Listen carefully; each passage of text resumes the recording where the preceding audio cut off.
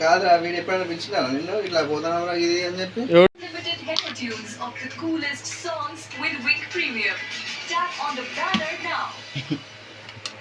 oil చాలా పడ్డట్టు అనిపిస్తుంది కదా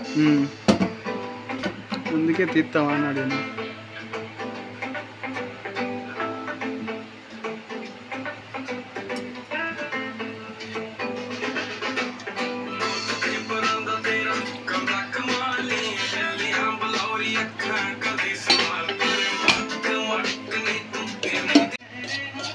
వీడియో కాల్ పెడతా